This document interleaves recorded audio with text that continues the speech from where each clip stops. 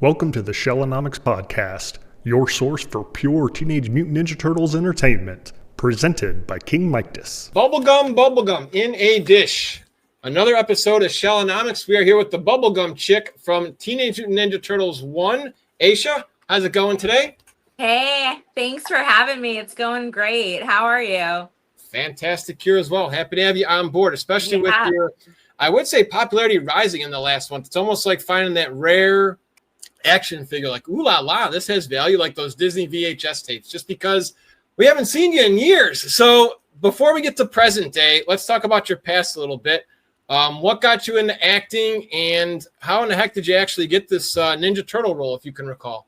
So as a kid, I've always been a unique individual. Now, I'm not saying that to be proud. I'm saying that there was a huge price to pay for that.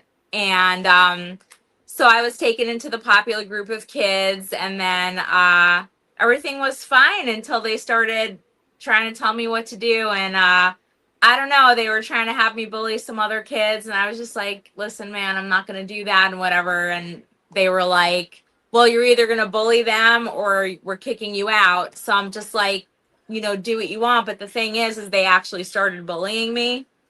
Oof. And I spent like many years in isolation after that. And when you don't have any friends to play with as a kid, and you have no one to talk to as a kid, you know, because my parents were working all the time, you start having a lot of time to really do some reflecting. And that's when I got into acting. And that community really embraced me, and I really felt at home there. And I really don't know if this would have happened if I wasn't bullied, because I probably just would have been so happy and content as a kid with a normal life. But I didn't have that, you know. It looks like what doesn't kill you made you stronger. You look happy and healthy in present day, which is very good. And if you guys stick around till the end of this podcast here, we're going to share what Aesha has been doing to give back to the community with being an author and whatnot. I can't wait to talk about that. So how did you actually get into this role? Who helped you get into this extra spot here for Ninja Turtles? I know it's hard to remember everything because I could barely remember stuff when I was 12, 15 years old, just a couple highlights here and there. So is there anything you remember about this whole bubblegum girl back in the day? I remember a couple things. I remember I was involved with a group called City Kids who worked with Jim Henson puppets. And they put me on a show, acting and dancing on that. Demi Moore produced that show, but because of their involvement with Henson, I'm wondering if they held the audition at their studio for Turtles. So I'm thinking it's them that asked me to audition for it, because it just makes sense. I believe the casting was held in New York, although we weren't filming in New York. And I was friends with Ray Sarah. Okay. And my mom was my manager, and they both passed away. And I would have had so many questions for them right now to help you guys, you know, just savor more facts, which I wish I had for you. But I think a lot of that character that I was playing was pretty much me, how I used to dress, how I used to act, like almost like a protective shell around me, because I was so bullied. I had to be very tough so no one would mess with me. But deep down inside, I know you were talking about vulnerability. I'm just actually a really kind person that wouldn't hurt a fly. Gotcha. So let's talk about Raymond Serra real quick if we can. That is Chief Stearns, for those who are unaware of his real name. So how did you actually know Chief Stearns? Was he friends with your mom, and that's how you guys, you know, kind of clicked a little bit? Or Yeah, we ran in a group of actors, casting directors, producers, directors, and, you know, Ray I was friends with for a while. God rest his soul. Really nice guy, really down to earth, really funny guy, knew how to enjoy life. Just a wonderful man. Yeah, that's what it seems like to me too. He was pretty hilarious in that movie when he had his tyrants too. I don't know if he ever yelled at you in person, but he is pretty hilarious, even in this day when you watch the 35th anniversary special. So let's I guess we'll fast forward to present day now. So how in the world did this come to be? Because again, for those who don't know, unfortunately, Aesha did not get a credit in this movie. When you see the credits roll, it just says Bubblegum Girl, right? It says Bubblegum Girl, and it says my name, and it says uncredited. But you know what? Scott Wolf and Skeet Ulrich were also uncredited, I believe. Yeah. Oh, okay. Yeah. So how did this come to be? Recently now we're doing this in early September of 2025. For the past few months, you've been kind of, not almost trending worldwide, I would say, in the Ninja Turtle realm, because there are so many fans who are just eager to, just want to give you a like on Instagram for your photos and just, coming out of your own shell, so to speak. So how did this come to be in the last few months? Because again, it's been well over 30 plus years since this movie's come out. So me being rediscovered actually had nothing to do with the movie re-releasing. It was randomly a TMNT fan showing me the pictures, showing me the fan sites, and me being like, are you serious?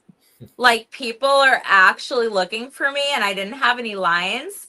But that's probably like my mentality over there, because I've starred in so many films after that with speaking parts that I almost couldn't believe that people cared that I didn't have lines and I just like walked by blowing bubble gum. Like, it took me a while to process. And then because it was so long ago and I didn't have my mom and Ray to talk to about it, I really had to call around casting directors, and I had to do a lot of work and research to gather my clues, my facts, because jogging my memory back that long, it wasn't easy. And that's probably why it took so long, because I didn't want to just come out and be like, hey guys, it's me. I really needed to verify through people like what was going on at that point in my life when I was around 12 years old. I was around 12 years old. Wow. Yeah. So, gosh, and so you had the beginning scene, and again, you're also featured at the end too, when they're getting taken away by the police officers and whatnot. So yeah, I'm in the background somewhere, some other spot too. Like, I'm there, but ever present, but not focused on. Mm-hmm. So, what gave you the courage to, be a little vulnerable and put yourself out there to say, "Hey, it is me"? I think that at first I was really taken aback, and I was like, "Wow, okay." Like, I don't really remember much, guys. This is supposedly a sacred role. I didn't want to just jump. You know what I mean? Like, I actually wanted to call around, call casting directors, city kids, and everything I was involved in back then to help me jog my memory and get some, validation. Like, no, Aesha, that was you, because it was so long ago.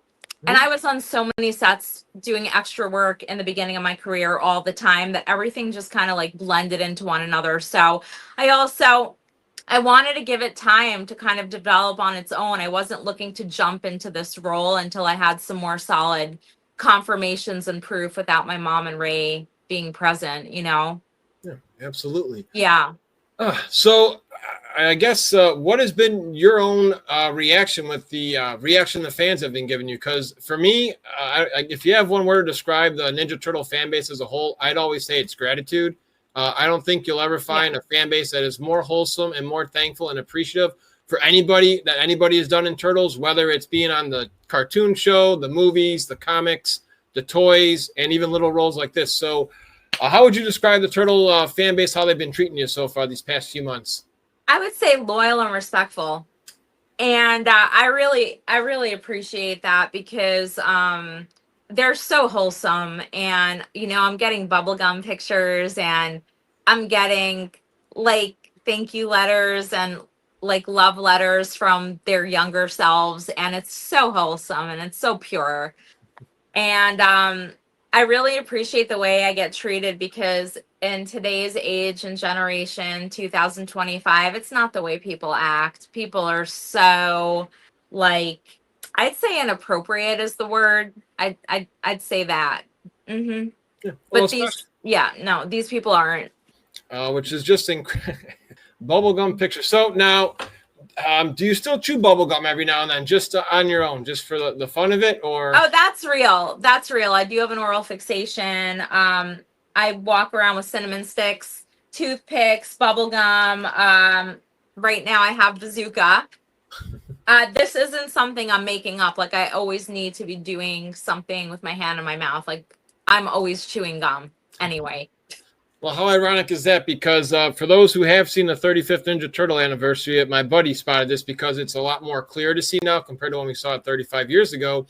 there actually is a Bazooka Joe sighting in that movie. So who knows if that's what started the bazooka addiction. They may have been giving you free samples for that during that spot as an extra, and it may have just stuck, one.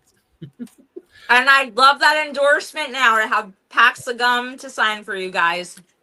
I guess we'll have two more funny questions about gum, and then we'll move on. So how many pieces? Wait 1 second. My fortune. Sure thing. You have failed in an undertaking.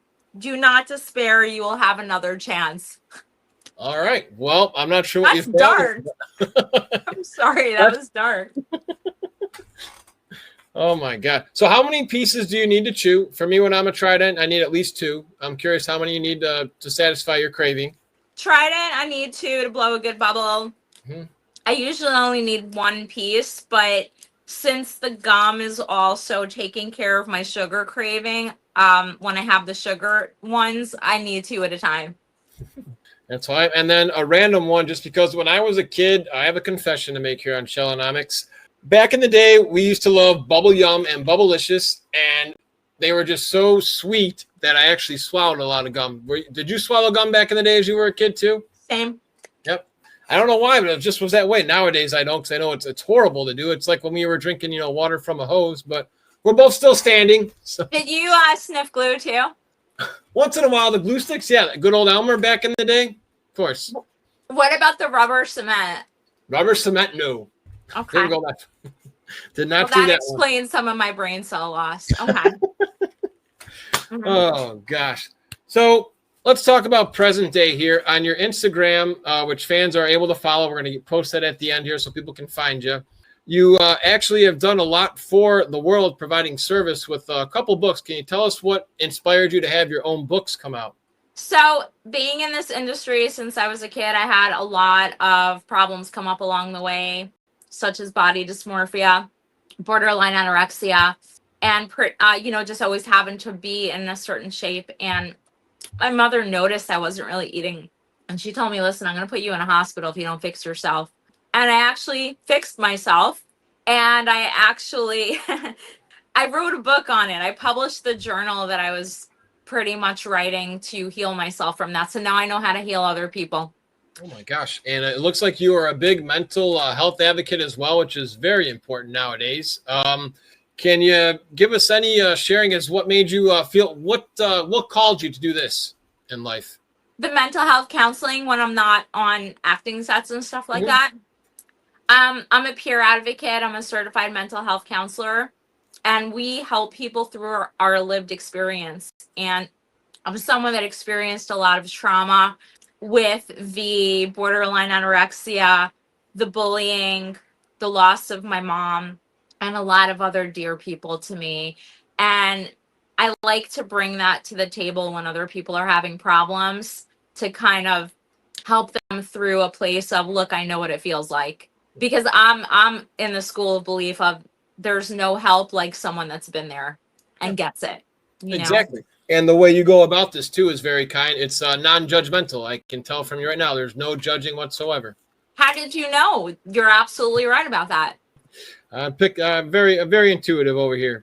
Can I admit something to you though? What's that? Can I admit something though? Sure. I'm a huge constructive criticizer. A lot of people know this about me. I'm like Simon Cowell of fashion. Oh, okay. Okay. So I definitely like to help people, but I don't consider that like critical or judgment. I don't consider like critical, like I look at it as constructive criticism. Yeah, there's like a big it's difference. Hugely different. Thank you. Exactly. Mm-hmm. Exactly. Because if like yourself, when you're writing your books, would you rather have your buddy say, great job, 1,000%, this is a knockout? Or would you rather have, well, it looks great, but you got like a grammar error here. What is this paragraph about? That's the constructive criticism you're talking about. I like that. I want that. Yeah. Exactly. Because you want to run your race and you want to run fast. You run faster with others. You got to, accelerate. So let's see here. What goals do you have for the rest of the year with this, whether it's Bubblegum Girl that has been rediscovered? I've seen, which is crazy, there's talks that there is a Karai conspiracy here I've seen on Instagram with you. And I've also seen people pushing a NECA toy of you. What would you like to actually see? If you could be a magic genie, and, a lot of people nowadays believe in manifestation. So I guess if you could manifest, we'll do 3 of these. Again, you like bubblegum in a dish. How many pieces do you wish? So we'll say you wish 3. So 3 things for Bubblegum Girl in the manifestation world. What would you like to see, whether it's goals or something with her happen in the future? Yeah, I mean, so I was talking with Dave from TMNT Collectors, and he was kind of mulling around the Karai deal with me, but like we're very pleased to see that like everyone else is on that page too. So it wasn't just like some random idea. This is actually something that could stick, I'm finding. So actually that would be like one huge manifestation of like, let it be that the Bubblegum Girl is actually Karai. Some people have made comments and been like, oh, you're not Japanese. And I'm like, how do you know I'm not half Japanese? Like, how do you know that I'm not? You know what I mean? So like some people think I do actually look half Japanese. Some people think I look American, but that would be my hope. However, the Bubblegum Girl as a grown-up or playing Irma or playing Janica or playing someone else, which is the Bubblegum Girl, developing into that, or actually just making me someone new. And then, of course, in the marketing, they could mention that I was the Bubblegum Girl, but it doesn't necessarily have to be attached to that character. So I'm down for it all, but my number one choice would be Karai. Okay. So I just wanted to, yeah. Well, with Turtle fans, again, I don't think you're extreme like some of us are, which, where we need everything and we know everything, but I will share a couple cool things that you may get your manifestation down the road. In the Nickelodeon show in the 2012 series, the voice of Michelangelo from the 1990s movie played a different role in that show, and he got to say Cowabunga. The voice from Donatello also got to be somebody else. And you've seen it in the Saturday Morning Adventures Ninja Turtles comics where they play Easter eggs and cameos. So imagine they have somebody, again, who knows if this could happen, but just a fun fantasy here, just, is they got some girl chewing bubblegum, looks like you, and instead of Bazooka Joe, it's Aesha Joe. So that way you get your little, little Easter egg like that could be fun too. I'm not going to fight that. That would be my top manifestation. My next manifestation would be to actually get an endorsement, hopefully from Bazooka Joe or a gum company, so that I could chew all the gum I want for the rest of my life. I feel like, what's her name? From Charlie and the Chocolate Factory. I'm a gum chewer normally. What's her name? Violet. Okay, yes, Violet. Yes. Violet Beauregard. Yeah, and then most importantly is to get the packs to sign for people. So I really want some endorsements that could actually get me out to the Comic-Cons, like actually like have a way to get me there with like a place to stay, and you know what I mean? So I don't have to be dependent on anyone else. That would be my next manifestation, like endorsements, maybe come with a commercial or something even. That's actually a bad idea. You actually would be open to going to Comic-Cons? It actually would be pretty cool. Whether it's a C2E2 out here in Illinois or like a local comic shop, stuff like that. Okay. Yeah. I want that, but it's like I still have to have a way to get on the plane and get around in a hotel and stuff like that and have like great things to sign, because right now it's just my headshot up on eBay. Yeah. But I'd love posters and I'd love to have materials to sign for people. So that would be my second manifestation.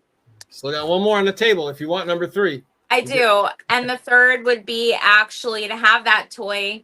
I know Green Shell Greg, like, there's so many people doing like artwork, creating actual toys, ordering toys on their own because they don't have them available. I really wish there was one available, and it could even be a 2-pack of me and Sam Rockwell, who I ended up working with again after the movie, which we could talk about. But and then I would really love to get a piece of that, like financially. That would be great. But I'm not a greedy or selfish person, but we are manifesting right now. So exactly. You know all about that. Exactly. You just yeah. Ask, and you have to be specific, because otherwise you'll get like that monkey's paw and you'll get something you want, but it's like, I didn't want it that way. So way to be specific on that. Yeah. Oh man. Well, I'm trying to think of one other question I had for you in the turtle realm. So you're thinking actually to play a Karai or a role There is the Last Ronin movie coming out. Do you think you'd be able to do anything in that? And if so, what would you like to be in the Last Ronin? Because there were rumors that they were trying to get April to come back as Judith Hogue as April. You think you'd be able to have like maybe an extra or something in that, like the Last Ronin movie? So I thought the Last Ronin was shot, and now they're going to be casting Last Ronin too. That's wrong? They're still casting. Oh, you may know more than me on that.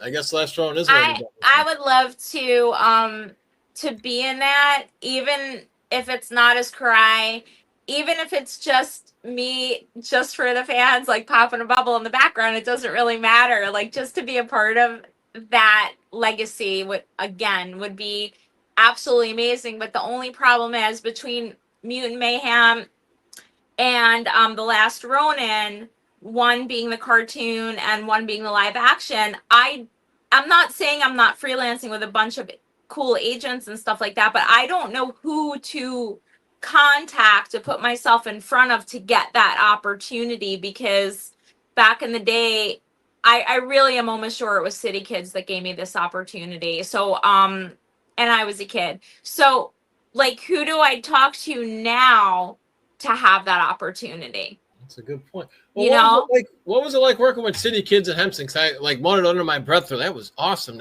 Did you get to see any of his creatures? I mean, not Kermit and them, but any of those, any memories of that, even as early as you can go? I didn't personally get to play with the puppets, but when I got to see the TV show that I acted on and danced on like a fly girl, like from In Living Color, I got to see the puppets be a part of our show.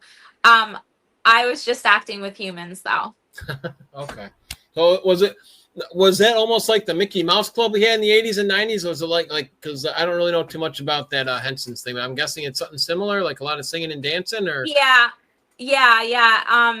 Very special, very nurturing for kids growing up in the inner city in Manhattan. It was over on Leonard Street, right in the city where my high school, LaGuardia High School of Performing Arts, was. So it was like an after-school program. Awesome. All right. Well, Aesha, let's see. As we slowly start bringing this in for a landing, where can people find you? Because it's been just so cool to just see you out there. Again, kudos to Michelle Ivy, who actually was trying to bring more awareness to your channel. Yeah. You said TMNT Collector. We've seen you on a whole bunch of other podcasts. Where can people find you on Instagram? Is that your main one? Yeah. So people get a little confused because my middle name. So it's Aesha, Aesha. Then it's my middle name, or rather an abbreviation of my middle name, Hash. Okay. And then my last name, Waks. So it's Aesha Hashwax. Okay. Some people confuse it with like some random page that has my name or like some fan sites or whatever, but those are not mine. Mine does have a blue check mark and it's Aesha Hashwax. So you'll know which one is real by the check mark. And that's why I had to have that there, Perfect. I'm on Facebook as Aesha Wax. I'm on Twitter, I think, as Aesha Hashwax as well, Twitter X, as well as TikTok. And I put the Teenage Mutant Ninja Turtle picture there to distinguish which one is my real page. But I am mostly on Instagram. So if you are confused as to which TikTok or X is mine, you could just drop a question. I answer most of my questions on the live page, on the feed. Mm-hmm. I can't get to all of my DMs all the time, but anytime anyone wants to ask me anything on the main page, I'm usually really good about answering and liking every single comment on that. Gosh, and I guess as we are bringing this in, how humbling is that to you? Just again to just think 35 years ago, present day, people are saying, "Hey, look, where's the bubblegum girl? Here she is." You're out there. You have people who love you and appreciate what you did, even though, like you say, you didn't even talk. And I mean, how just humbling is it for you these last few months of everybody just with the toys and just saying hi? I mean, it's got to be truly humbling for you. Very, very humbling. And I haven't like fully processed it all quite yet. It's so much to take in and understand. And it's had so many effects on my life, not only on my Instagram page, which now reached past way past 1 million views, but it's affected my star meter on IMDb Pro, which is now down to 9K or so. Before the TMNT thing started, it was probably at around 50K, which is still pretty good considering I didn't work all pandemic, etc. And it went like from 50 to 9 within a couple days, which is very humbling. Considering it was the 12-year-old in me that did this for me, taking care of me now as I would take care of her then. Very spiritual and wild. Exactly. Sometimes we like to end the show here out in Shellonomics with a favorite Master Splinter quote, but since you are an author and you've been through a lot in your life, what is one inspirational quote or some words you live by? I love Martin Luther King, and we spoke about this like on my last podcast, but hate is not going to drive out hate. Only love will drive out hate. It's just pretty much like, try to be the better person always, guys. Like, you know, it's like you can't drink the poison and expect the enemy to die. Like, always try to take the high road because you never know what someone else is going through. Exactly. Aesha, this has been a blast. I appreciate you taking time to stop by Shellonomics, and hopefully if we get time here, maybe I'll write a letter to Santa Claus. Maybe we'll get you that NECA Turtle toy for Christmas this year. Thank you. Thank you. Another episode of Shellonomics is in the books. If you guys have not yet, check out all of our other amazing episodes. We've had amazing guests. We've talked about the 1987 cartoon, 2003 cartoon, Next Mutation, Coming Out of Their Shells, video games, the comics, crossover comics like Batman and the Power Rangers, and tons of amazing content with you guys, the fans. Be sure to stop by our YouTube channel, Spotify, and Twitch. And if you have somebody who'd like to be on the show, get in touch with us at kingmikedas@gmail.com. That's KINGMIKEDAS@gmail.com.